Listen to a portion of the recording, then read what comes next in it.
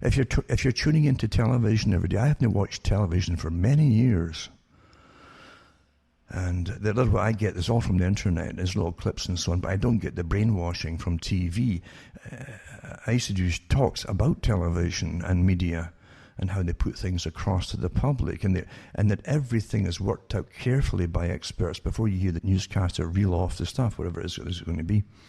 And that's why you get the same, if you just scan through all the channels at news time, you'll get the same headlines given to you and the same opinions, like one-liner opinions in each one. Oh, that's by conspiracy theorists, and they'll all say the things in the exact same way. This is uniformity of media, and that's not free media. That's not true media. That's uniformity. That's really monopoly you're listening to.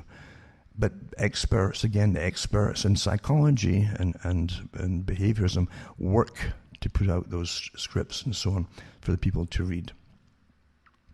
And it's just like school. School today is a great engineering system for engineering a citizenry. That's what you want.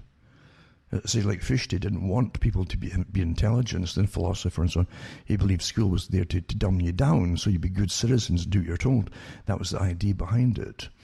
And Bertrand Russell agreed with that, and he went further by talking about scientific methods of indoctrination. Today you have toolkits, and the teachers are all trained to use these toolkits in groupthink. So if the children ask questions and they're all sitting in a group, the whole idea is to bring them all to the designed or pre-designed answers that are all going to be given by the teacher. And what do you think, so-and-so? Well, I'm not quite sure about that.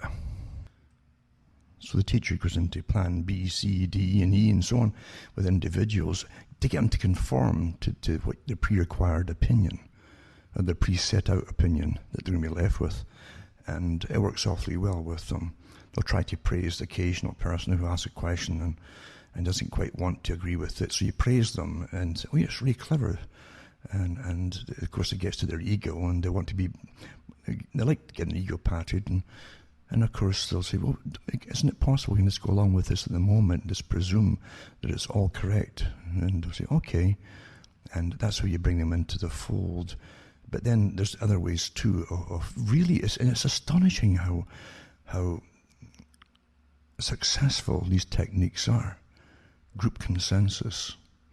And this is the key to it too. It's not individual opinions. If you truly live in a free society, you'd have many different opinions on the same topics. But when you see teachers become hostile, this is awfully important. Teachers become hostile with that cartoon type face that you would see drawn, and the hostile expression to the children. Then they'll never forget that, and they'll feel they've done something terribly wrong, and they feel guilty for having an opinion or a thought of an opinion or inquiry that's politically incorrect.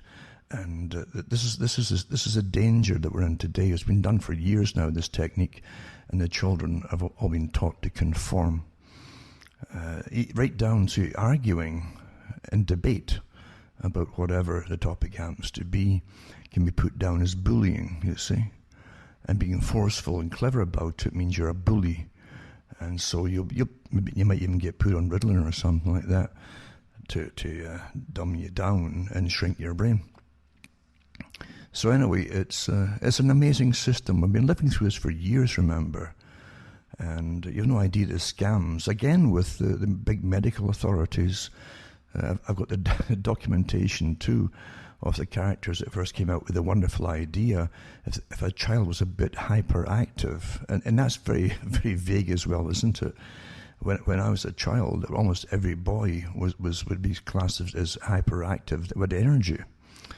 And young boys like to run and climb trees and things, and when they go to sleep in the afternoon or night or whenever they get home, they conk right out into unconsciousness. That's how that's normal. It's called normal, you see.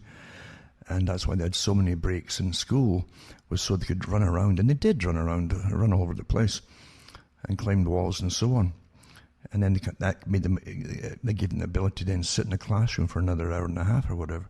That's how it really was. But now, big medication is into the whole education system. And if a child, especially males, are are a bit restless, etc., they can be put on some of these different drugs, like Paxil and all the rest of it, that really, really bring them down.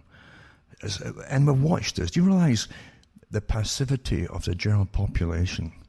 How they've been trained, the parents have been trained and trained and trained through countless articles paid by the big medical industries and drug industries, how wonderful these medications are.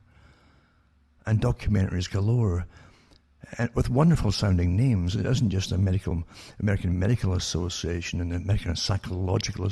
These are private institutions. It's like Federal Reserve. There's nothing governmental about it, you know. These are private institutions.